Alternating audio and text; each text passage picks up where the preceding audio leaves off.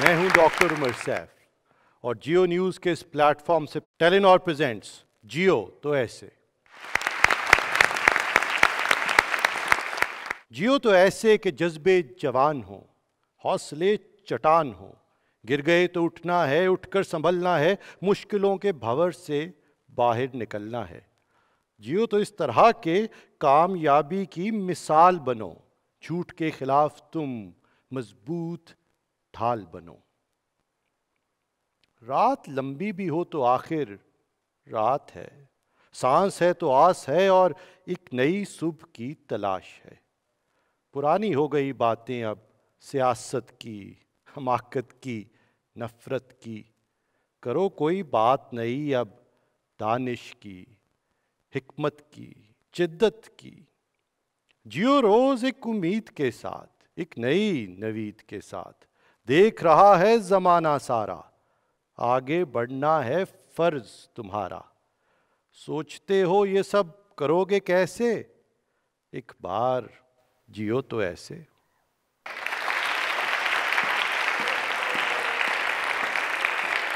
رب العالمین، کبھی کبھی سوچتا ہوں کتنے بڑے ہیں یہ عالمین۔ ہمارے نظام شمسی میں 9 سیارے ہیں، اس جیسے 200 ارب نظام شمسی ہیں ہماری کہکشاں میں، ملکی وے میں، اور ایسی 400 ارب کہکشائیں ہیں اس کائنات میں، اور نہ جانے کتنی ایسی کائنات مل کر بنتی ہیں یہ عالمین، جن کا وہ رب ہے، جن سب سے وہ بڑا ہے۔ اور جب یہ رب العالمین اپنے معبود پیغمبر سے ہم کلام ہوتا ہے تو اسے کیا حکم دیتا ہے؟ اس کا پہلا حکم ہے اقرا، پڑھو، پڑھو اس قلم سے جسے تمہیں لکھنا سکھایا۔ اور جب ہمارے دین کی بنیاد ہی علم ہے تو شاید ہم اس علم کی دوڑ میں پیچھے رہ گئے۔ لیکن ہمارے آج کے مہمان حمزہ علی عباسی نے اس علم کی راہ کو چنا ہے اپنے دین کو پانے کے لیے، اور ہم انہیں دیکھ کر کہتے ہیں جیو تو ایسے۔ Thank you so much. السلام علیکم۔ Thank you. السلام علیکم جی۔ بسم اللہ الرحمن الرحیم۔ It's a pleasure to be here, it's a great platform. اور ابھی جب میں آ رہا تھا تو ون آف مائی فرینڈس، تھوڑا شرارتی دوست ہے میرا، کہتا ہے کہ ایک دفعہ مجھے پہلے ٹیڈ ٹاک دینے کا اتفاق ہوا تھا، سو ہی سیڈ کہ زندگی بھی کیا چیز ہے کہ when I gave the TED talk about 2 years ago، تو اس وقت I was full blown artist اور actor and he said that you were a closet mullah۔ اور اب 2 سال بعد کیا اس نے اتفاق ہے کہ now I'm a closet actor and a full blown mullah۔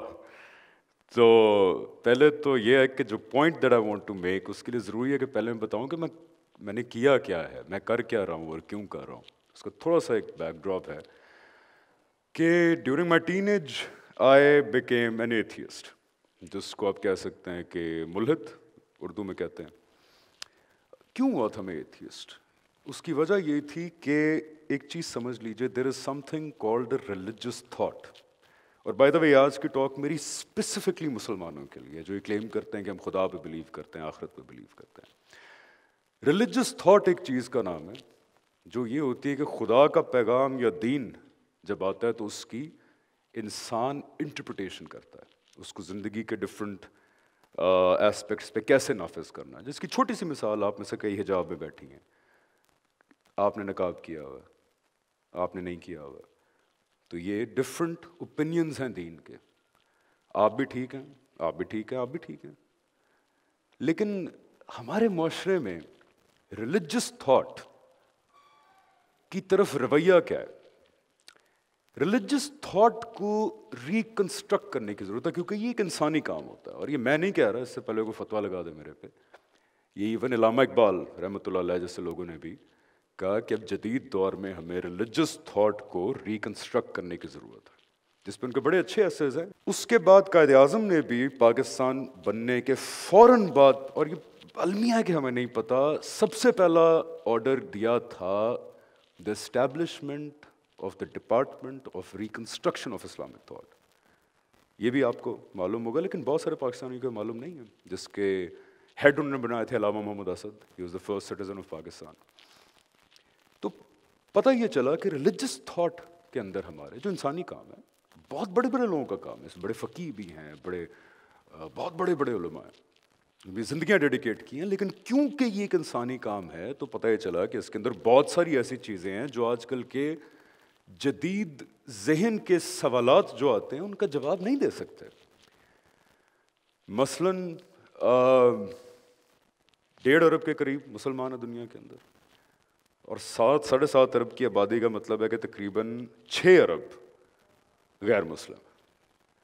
तो मेरी रिलीजियस थॉट मुझे बताती है कि ये 6.5 अरब लोग, जिसमें अच्छे लोग भी हैं आई एम श्योर, अबदी जहन्नम में जाएंगे, हमेशा की जहन्नम में इनको जलाया जाएगा। ये कोई छोटी बात नहीं है, अबदी जहन्नम में। क्यों? क्योंकि मुसलमान नहीं है। यही है ना हमारे रिलीजियस थॉट जो प्रेवलेंट है। इसके अलावा बहुत सारे तबकात में, शायद आप जिन्होंने हिजाब नहीं लिया हुआ, कि I am sorry this is in our religion, के बालों को क़यामत के दिन अज़दहा बना के गर्दन के इर्द गिर्द लपेट के घसीटा जाएगा जहन्नम में। ये हैं बातें ना। 2 रवैये हो सकते हैं, या तो मुंह मोड़ लें हम इन बातों से, या फिर हम जी शऊर लोग, शऊर रखने वाले लोग बैठ के सोचें कि यार ये बातें सही हैं या सही नहीं है, और अगर सही नहीं है तो क्यों सही नहीं है। ये वजूहात थी कि मुझे इन सवालों के जवाब तसल्ली बख्श नहीं मिले, तो मैं जवाबन मुल्हद हो गया।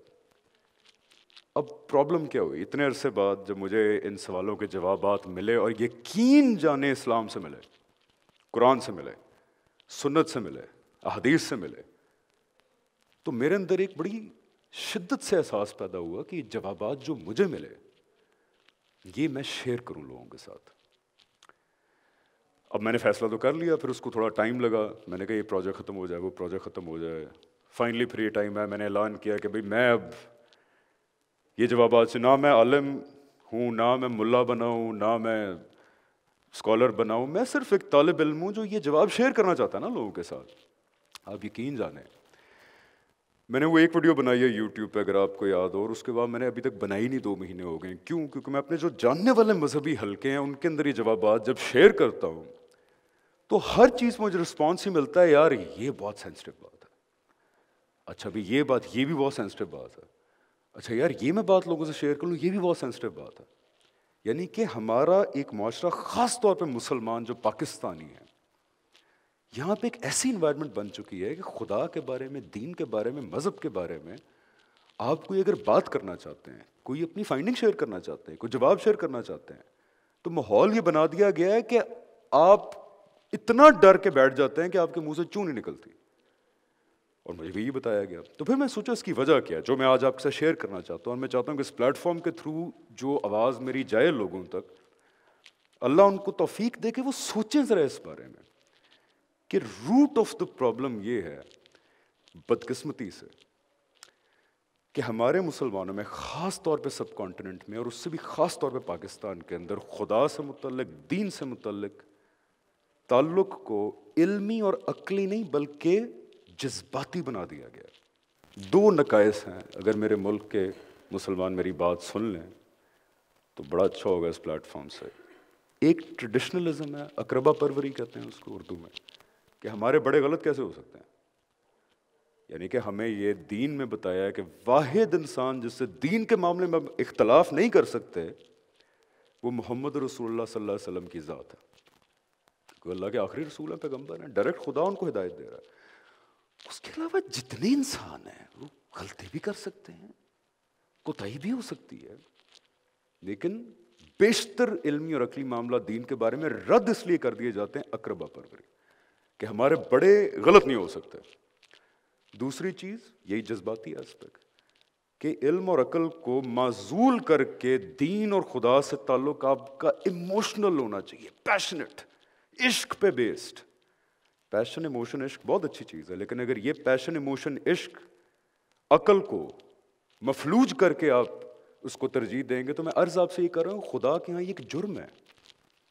That's my point which I want to tell you guys and through this platform, जो हमारे पाकिस्तानी मुसलमान हैं, कि ये खुदा के यहाँ जुर्म है کہ جب خدا کے بارے میں آپ کے سامنے کوئی بات لائی جائے تو آپ بجائے کہ دیانتداری سے اس کو سنیں، علمی اور عقلی بنیاد پہ اس کو جانچیں، سمجھ آتی ٹھیک ہے، نہیں سمجھ آتی رد کریں، لیکن محض اس بات پہ رد کر دینا اس کو یا سننے کے لیے تیار نہ ہونا کہ ہمارے بڑے غلط کیسے ہو سکتے ہیں، یا آپ کی جذباتی کسی کانسیپٹ سے فیلیشن ہے اور آپ اندھے ہو چکے ہیں اس میں اور اس کے لیے آپ سننے کے لیے تیار نہیں، خدا کے یہاں جرم ہے۔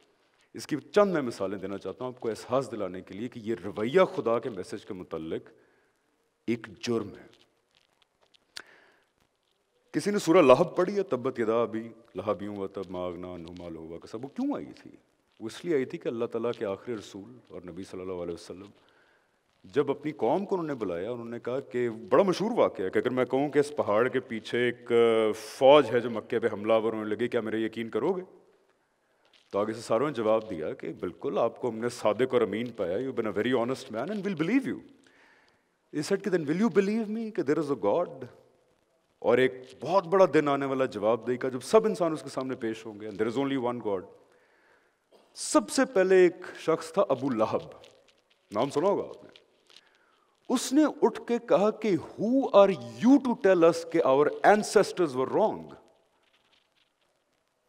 اس کے اوپر یہ صورت آئی کہ خدا نے کہا کہ curse be on two hands of ابو لہب۔ اقربا پروری تھی۔ مشرکین مکہ کا جرم کیا تھا؟ اقربا پروری، کہ اپنی عقل کو معزول کر کے انہوں نے کہا نہیں یہی بت ہیں، ہم انہی کی پوجا کریں گے۔ کیوں؟ کیونکہ ہمارے اینسسٹرز کرتے تھے۔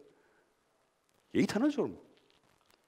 بنی اسرائیل کا کیا جرم ہے جو یہود ہیں ہمارے دنیا کے اندر؟ عقلی اور علمی بنیاد کو وہ سائڈ پہ رکھ کے جذبات اور اقربا پروری کی بنیاد پہ حق کو جھٹلا رہے ہیں، سننے کے لیے تیار نہیں ہے۔ اور let me final thoughts, let me assure you, یہی مسئلہ جو خدا کے ہاں جرم ٹھہرا آج ہماری مسلم امت کے ساتھ ہے۔ اور یہ میں نہیں کہہ رہا، یہ حضور اکرم صلی اللہ علیہ وسلم کے الفاظ ہیں۔ آپ گوگل پہ اس حدیث کو دیکھ لیں، مسلم میں اور صحیح حدیث ہے۔ I'm not at the Zakir Naik level right now to quote you chapter number this, verse number this. Someday I hope I would be.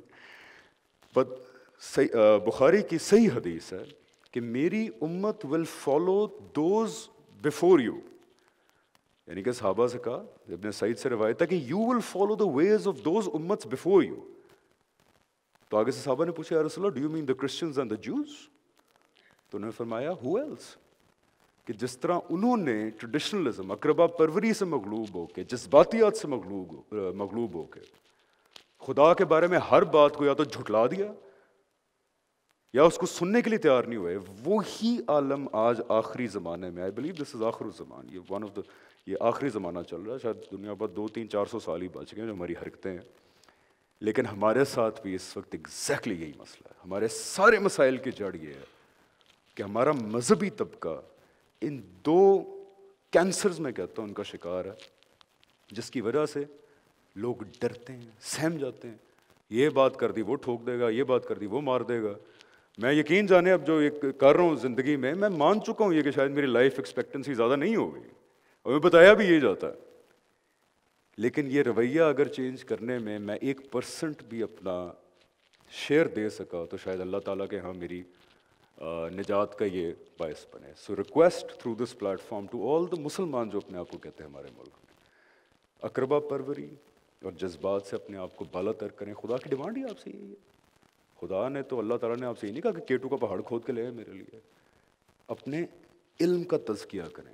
نفس کے تزکیے کا سب سے پہلا سٹیپ ہی یہی ہے کہ علم کا تزکیہ کریں، اور جو خدا کے بارے میں بات کریں انکلوڈنگ می، میرے جیسا ایک ادنا سا طالب علم، اس کو علم کی بنیاد پہ دیکھیں، عقل کی بنیاد پہ دیکھیں، اور اس کے بعد پھر جذبات اور پیشن آئیں۔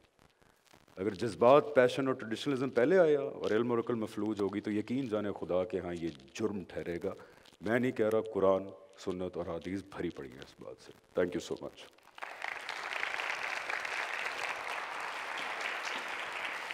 واو Hamza, you such a youth icon, that's how I have known you. میں ٹی وی تو کم دیکھتا ہوں، انٹرنیٹ پہ زیادہ ویڈیوز اور چیزیں دیکھتا ہوں، اور وہیں پہ مجھے آپ کا تعارف ہوا۔ And you always inspired the youth to do more, be more, to achieve more. This is commendable. اور اب آپ نے جو رستہ چنا ہے یہ مشکل بھی ہے، دشوار بھی ہے، لیکن لوگوں کو سوچنے پہ بھی مجبور کرے گا۔ تو مجھے یہ بتائیے کہ آپ جب یہ سب کہہ رہے تھے میں ادھر بیٹھ کے یہ سوچ رہا تھا کہ کوئی نہ کوئی فائن بیلنس تو ہے بٹوین عقل کہاں تک جا سکتی ہے اور پھر فیتھ کہاں سے ٹیک اوور کرتا ہے. تو have you also come across such moments where eventually you have to take that leap of faith? دیکھیں قرآن میں جو ہمیں کہا گیا، جو تقاضا کیا گیا انسان سے، وہ ہے ایمان بالغیب، کہ بن دیکھے آپ نے ایمان لانا ہے، لیکن بن سوچے سمجھے نہیں لانا. پہلے آپ کے ایمان لانے کا سب سے بڑا جو پری ریکوزٹ ہے وہ آپ کا عقل اور شعور ہے. قرآن از فلڈ، قرآن کا مقدمہ ہی عقلی ہے. قرآن نے تو کبھی یہ نہیں کہا کہ جذبات کی بیس پہ ایمان لائیں. قرآن نے آپ سے کبھی یہ نہیں کہا اللہ تعالیٰ نے کہ آپ عشق کی بیس پہ ایمان لائیں. آپ سب کے پاس قرآن ہے، آپ پڑھیں جا کے، اس کے تو ہر صفحے کے اوپر لکھا ہے کہ کیا تم سمجھتے نہیں؟ Do you not understand? Do you not see? So ایمان بالغیب کی بنیاد ہیز ٹو بی عقلی اور علمی. اور جب عقلی اور علمی طور پہ آپ اس پوائنٹ پہ پہنچ جائیں کہ بات ٹھیک ہے، تو دین پیشن فالوز، دین عشق فالوز، دین وٹ ایور جذبات فالو. لیکن میرا بھی تو پیشن ہی ہے نا کہ اچھا خاصا میں بشرا پہ سٹنگ دیر، کس کو برا لگتا ہے میں اچھا خاصا اداکار تھا، ڈرامے شرامے کہہ رہا تھا، بڑا مزہ آتا ہے when you're famous. تو مائی پیشن از ڈرائیونگ می کہ جو آنسرز مجھے ملے وہ میں اپنے لوگوں کے ساتھ شیئر کروں. بٹ وہ پیشن سے پہلے علمی اور عقلی استدلال تھا جس کی بیس پہ میں نے ایمان بالغیب کیا. یعنی کہ پہاڑ کے پیچھے سے دھواں اٹھ رہا ہے تو عقلی استدلال ہے نا کہ آگ ہوگی وہاں پہ. تو دیٹس دا سیم تھنگ جو خدا آپ سے چاہتا ہے. اور اگر وہیں پہ آپ فیل ہو جائیں گے تو آگے پھر قیامت کے دن ملاقات ہوگی، پوچھیں گے. ایکسلنٹ. ویل آئی ہوپ کہ قیامت کا دن ہم سب کے لیے آسان ہوگا، اور آپ کا یہ پیغام ہماری یوتھ کے لیے جو آئی ایم شیور اس ایک فارمیٹیو اسٹیج سے خود بھی گزر رہے ہیں اور یہ تمام سوالات پوچھ رہے ہیں. ایک تو سوال پوچھنا ضروری ہے، بہت ضروری ہے، سوچنا ضروری ہے، سمجھنا ضروری ہے، جس کو فولکلوئر کہتے ہیں. اس سے اپنے رستے بند کر لینے دین کے سمجھ کے. ضروری نہیں ہے، sorry to cut you off, ضروری نہیں ہے، فرض اونلی ہے، چوائس. فرض، بالکل آئی اس ایگری. کے علاوہ جہالت ہے. بالکل صرف سوچنا، سمجھنا، عقل استعمال کرنا، شعور استعمال کرنا جو اللہ تعالیٰ نے دیا ہے، اس کے علاوہ راستہ ہی کوئی نہیں ہے آپ کے پاس. اس کے علاوہ اندھیرا ہے، جہالت ہے اور تباہی ہے، اس دنیا میں بھی اور اگلی دنیا کے اندر بھی. اور اسی لیے ہم آپ کو دیکھ کے کہتے ہیں جیو. Thank you so much, thank thank you you Hamza. بہت شکریہ. Thank you. Walk off the stage together.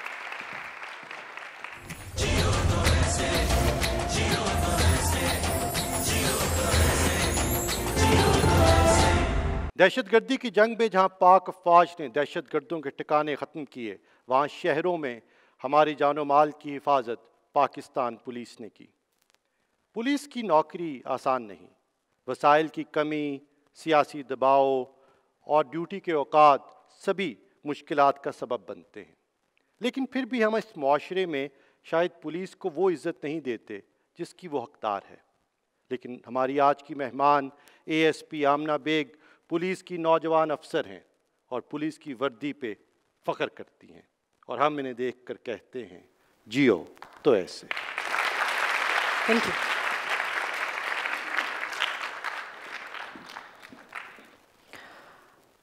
بچپن میں اسکول میں جب ٹیچر پوچھتی تھی کہ بڑے ہو کے کیا بننا ہے تو سارے ہاتھ کھڑا کر کے کہتے تھے کہ میں نے ڈاکٹر بننا ہے کیونکہ میرے والد صاحب ڈاکٹر ہیں، یا میں نے انجینئر بننا ہے کیونکہ میرے ابو انجینئر ہیں، یا میں نے آرمی میں جانا ہے کیونکہ میرے ابو آرمی میں ہیں. کوئی اپنی مدرز کا ذکر نہیں کرتا تھا، because mothers as role models شاید ہوتی ہی نہیں تھی، یا اگر ہوتی تھیں تو بہت کم ہوتی تھی. I wanted it a bit differently for my child. میں یہ سوچتی تھی کہ جب میری بیٹی ہوگی اور وہ بڑی ہو رہی ہوگی اور اس سے کوئی پوچھے گا کہ تم نے کیا کرنا ہے تو وہ بولے گی میں نے وہ کرنا ہے جو میری امی کرتی ہیں.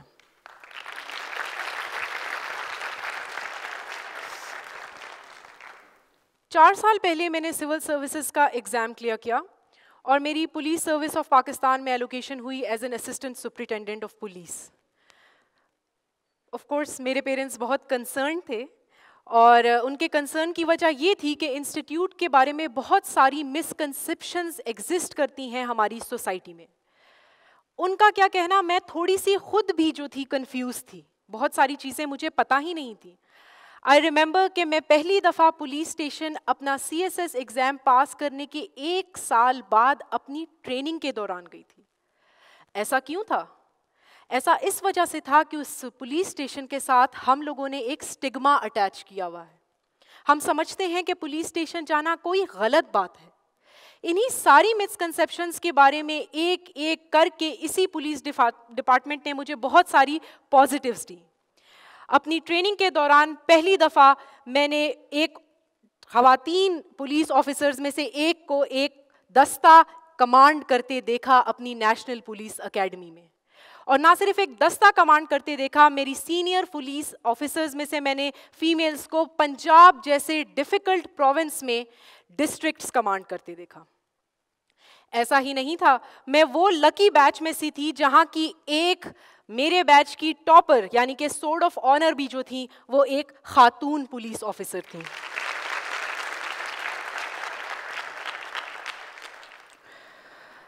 اب تھوڑی سی بات کر لیتے ہیں کہ ہم لوگوں کی ڈیوٹی کیا ہوتی ہے. ہمارے ڈپارٹمنٹ کے بارے میں جب بھی کوئی لڑکی آ کے مجھ سے سوال پوچھتی ہے تو یہی پوچھتی ہے کہ آپ کا کریئر کیسا ہے, کوئی ڈسکریمنیشن تو نہیں ہے.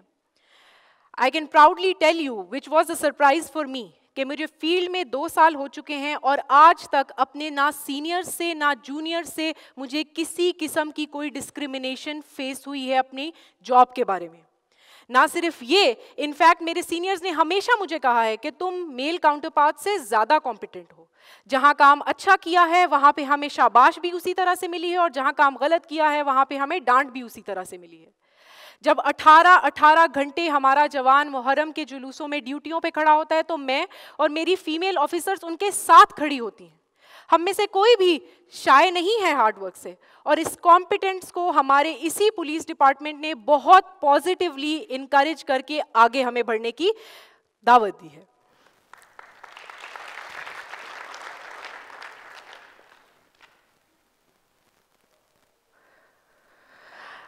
اب بات کرتے ہیں کہ ایک خاتون کی اور کیا رسپانسبلٹیز ہوتی ہیں. ہماری رسپانسبلٹیز صرف ہمارے دفتر تک محدود نہیں ہیں. جیسا کہ ڈاکٹر عمر نے بتایا کہ یہ ایک بہت مشکل جاب ہے, ہمیں دن رات کام کرنا پڑتا ہے. بٹ اس کے ساتھ ساتھ میں نے اپنی سینئر فیمیل آفیسرز میں سے ورک لائف بیلنس بھی دیکھا ہے. میں نے دیکھا ہے کہ کس طرح سے میری سینئرز اپنے بچوں کی بھی تربیت اتنی ہی اچھی کر رہی ہیں جتنے وہ اپنے دفتر میں کام کر رہی ہیں. آج آپ کے ساتھ یہ بات کرنے کا مقصد یہ ہے کہ آپ کو بتا سکوں کہ یہ کریئر صرف میل اورینٹڈ جاب نہیں ہے. یہ کریئر میرے لیے بھی اتنا ہی ہے جتنا میرے میل کولیگز کے لیے ہے. جب میں راولپنڈی میں پوسٹڈ تھی تو میرے تھانے میں ایک دفعہ میں نے دیکھا کہ میں گاڑی میں آئی اور جیسے ہی میں گاڑی سے اتری تو سامنے موٹر سائیکل کے ہیلمٹ کے نیچے سے ایک اسکارف لہرا رہا تھا. مجھے بڑی آئی واز انٹرسٹڈ اور میں نے اپنے ڈرائیور سے پوچھا کہ یہ موٹر سائیکل پہ کون بیٹھا ہوا ہے. وہاں پہ مجھے پتا چلا کہ وہ انم بیٹھی ہوئی تھی. انم میرے تھانے کی نہ صرف ایک بہت ہی کمپیٹنٹ محرر تھی, حالانکہ وہ روز صبح اپنی اسٹاف ڈیوٹی پہ موٹر سائیکل پہ بیٹھ کے آتی تھی اور پبلک اسپیسز میں بھی اپنی جگہ بنا رہی تھی. انم کو دیکھا دیکھی وہاں کی بہت ساری آل فیمیل پولیس آفیسرز نے پبلک اسپیسز آکیوپائی کرنا شروع کی اور موٹر سائیکلز چلانا شروع کی, جو کہ پہلے ہم لوگوں نے شاید اپنی زندگیوں میں کبھی نہیں دیکھا ہوا تھا. اب بات کرتے ہیں کہ پولیس میں خواتین کی ضرورت ہی کیوں ہے. Why is there a need for female officers in this department? ہمارے ملک کی آلموسٹ آدھی آبادی جو ہے وہ خواتین ہیں. 10 کروڑ ہم میں سے لوگ خواتین ہیں, جبکہ پولیس سروس میں اس وقت صرف 1.6% جو ہے ٹوٹل فورس جو ہے وہ خواتین پہ منحصر ہے.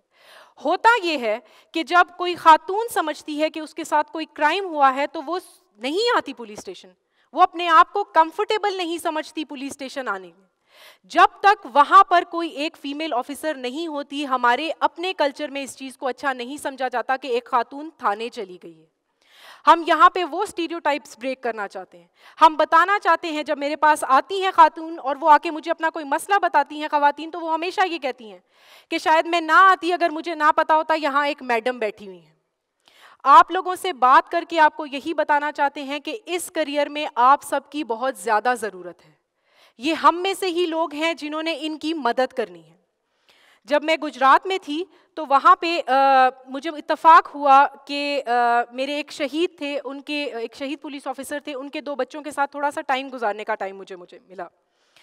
اس میں جب میں نے اس کے بیٹے سے پوچھا کہ بیٹا تم نے بڑے ہو کے کیا بننا ہے، تو اس نے بہت پراؤڈلی کہا کہ میں نے بڑے ہو کے ایک پولیس آفیسر بننا ہے اپنے ابو کی طرح. اور جب میں نے اس سے پوچھا کہ تمہاری بہن نے کیا بننا ہے بڑے ہو کے، تو وہ تھوڑا سا کنفیوز تھا.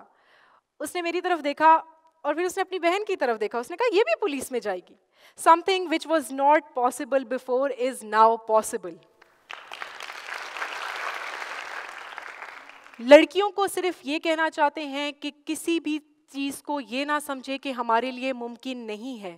ہمیشہ یہ سمجھیں کہ یہ میں کر سکتی ہوں کیونکہ میں لڑکی ہوں، یہ نہیں کہ میں نہیں کر سکتی کیونکہ میں لڑکی ہوں. Thank you.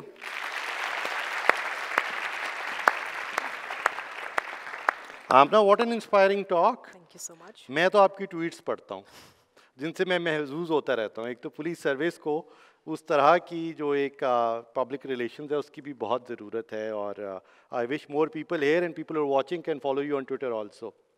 آپ کی یہ جو اب آپ بات کر رہی تھی، بہت لوگ تالیاں بجا رہے تھے، بہت لوگ انسپائر ہو رہے تھے. سب سے زور سے تالیاں آپ کے ہسبینڈ بجا رہے تھے. I want you to know this.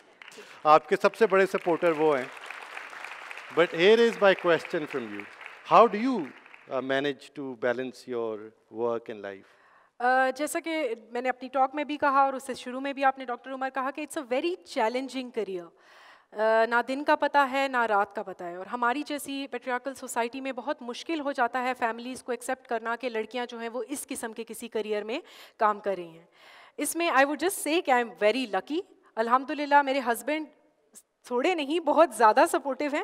In fact وہ کہتے ہیں جب میں ان کو آ کے کہتی ہوں کہ آئی تھنک آج میری بس ہو گئی ہے، تو وہ کہتے ہیں کوئی بات نہیں، ہوتا رہے گا. اور نہ صرف میرے ہسبینڈ بلکہ میرے ان لاز بہت سپورٹیو ہیں.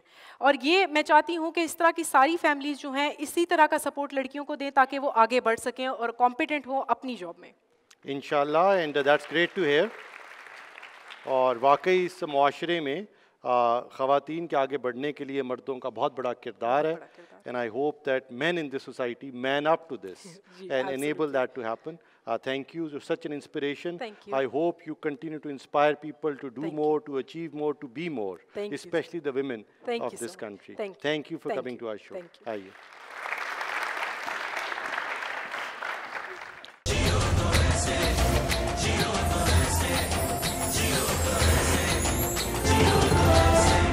اگر آپ کسی دن گھر سے نکلیں اور سڑک کے کنارے کسی زخمی جانور کو دیکھیں تو کیا رکیں گے؟ اس کو سہارا دیں گے، اس کو گھر لے کر آئیں گے، اس کی دیکھ بھال کریں گے؟ مجھے لگتا ہے اس کو چند لمحوں کے لیے دیکھیں تو ضرور اور سوچیں بھی، لیکن شاید اس کے بعد اپنی روزمرہ کی مصروفیات میں مصروف ہو جائیں اور اس کو بھول جائیں. وہ اس لیے کہ ہمارے معاشرے میں جانوروں کے حقوق اور تکالیف کو اتنی اہمیت نہیں دی جاتی جتنی زیادہ مہذب معاشروں میں دی جاتی ہے. لیکن ہماری آج کی مہمان عائشہ چندریگر نہ صرف ان جانوروں کے درد کو محسوس کرتی ہیں بلکہ یہ بھی سمجھتی ہیں کہ معاشرے میں جو لوگ جانوروں کا درد محسوس کرتے ہیں وہی انسانیت کا درد سمجھ سکتے ہیں. اور ہمیں ان کے اس بے لوث جذبے پہ فخر ہے اور ہم انہیں دیکھ کر کہتے ہیں جیو تو ایسے.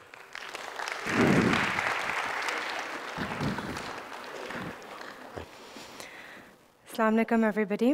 بچپن سے میرا دل ان کے ساتھ ہے جن کا کوئی خیال نہیں کرتا، جن کو کوئی دیکھتا نہیں ہے.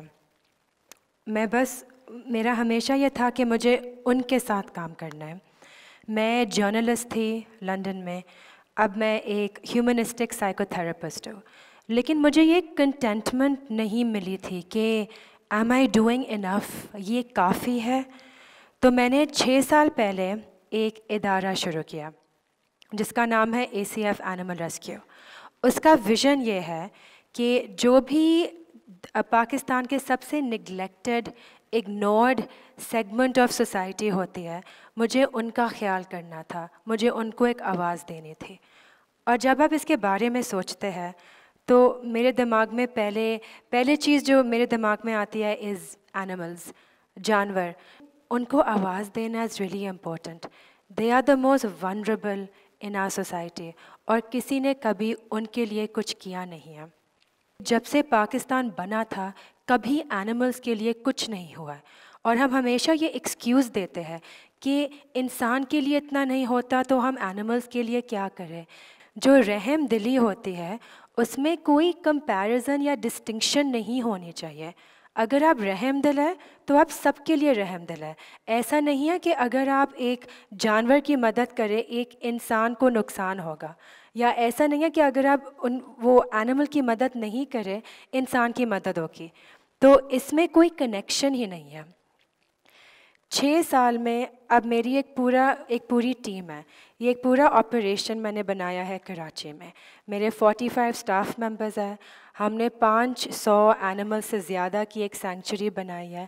ہم ہر دن 5 سے 15 اینیملس کو ریسکیو کرتے ہیں. سب کو ایسے لگتا تھا کہ یہ کیوں کر رہی ہو، جرنلسٹ ہو، سائیکو تھراپسٹ ہو، فوکس آن دیٹ، وہ اور ضروری ہے.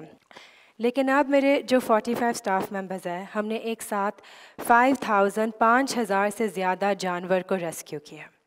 جب میں نے یہ شیلٹر شروع کیا تھا، یہ اینیمل ریسکیو، یہ میرے لیے ایک پلیٹ فارم تھا کہ ایک کمپیشن کا پلیٹ فارم یہ بنا تھا.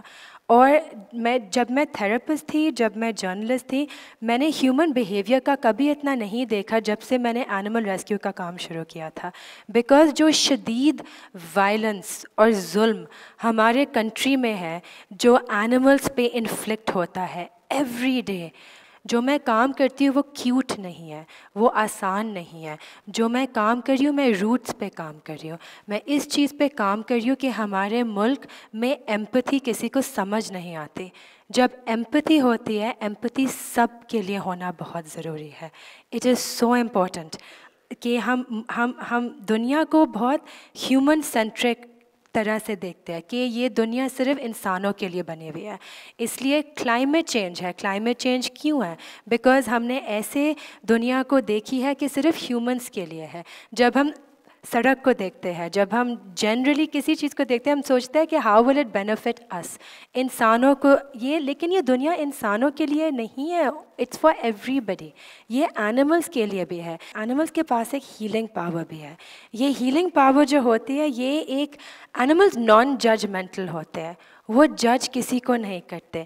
وہ ایک پیور انوائرمنٹ آپ کے لیے دیتے ہیں جہاں پہ you can explore who you are. جب میں تھراپسٹ تھی، میں ایک ایسڈ برن سروائیور کے ساتھ کام کر رہی تھی. انفیکٹ میں بہت زیادہ کے ساتھ کام کر رہی تھی. لیکن ایک تھی، وہ 7 سال سے ڈپریشن میں تھی. ان کے ہسبینڈ نے ان پہ 4 باٹلز ایسڈ ان کے سر پہ پھینکی تھی. ان کا کان نہیں تھا، آنکھ نہیں تھی، بال نہیں تھے، اندر سے سب کچھ میلٹ ہوا تھا. میں نے بولا کہ آپ آ کے ہمارے ساتھ ایک جاب کر لیں. ان کو اینیملس پسند بھی نہیں تھے، لیکن انہوں نے بولا چلے. میں نے بولا آپ کلیننگ کی جاب کر لیں، بیسک چیزیں کر لیں، اینیملس کے ساتھ نہیں کرنا. 3 مہینوں میں وہ ایسی تھی. انہوں نے ہماری پولو شرٹ پہنی، کیپ پہنی. اور جب میں نے وہ پوچھا کہ یہ چینج کیا ہے، یہ چینج کیسے آیا، انہوں نے یہ کہا کہ اینیملز جج نہیں کرتے. اینیملز نے مجھے جج نہیں کیا. جب میں یہاں پہ آئے انہوں نے مجھے اس طریقے سے نہیں دیکھا جیسے انسان مجھے دیکھتے ہیں. انہوں نے مجھے میری اصلیت دکھائی، مائی ٹروتھ، کہ میں وہ نہیں ہوں جو لوگ سمجھتے ہیں. مجھے یاد آیا کہ میں کون ہوں. یہ پاور ہے اینیملز کا. اور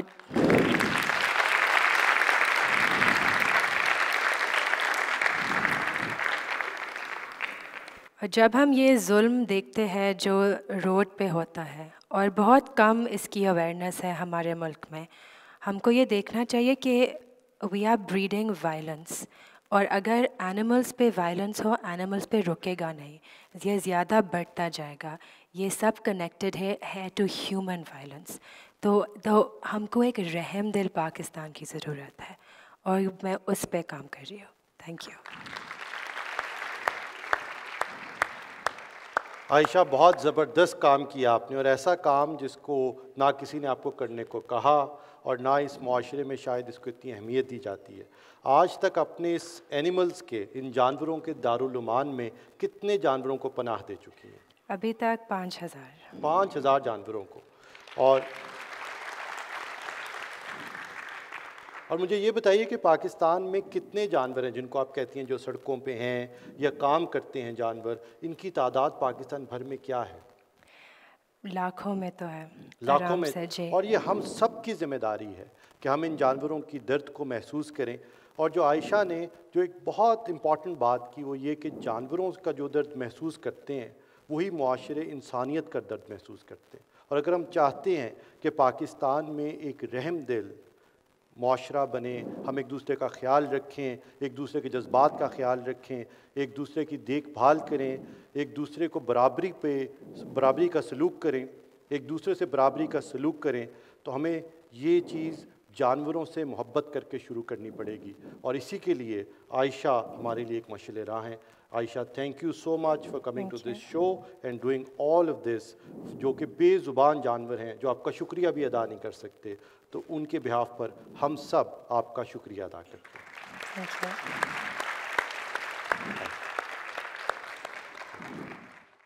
آج کا شو یہیں ختم ہوا. امید ہے this show has inspired you to do more, be more and achieve more, بلکہ مور سے بھی زیادہ. ٹیلینور پریزنٹس جیو تو ایسے.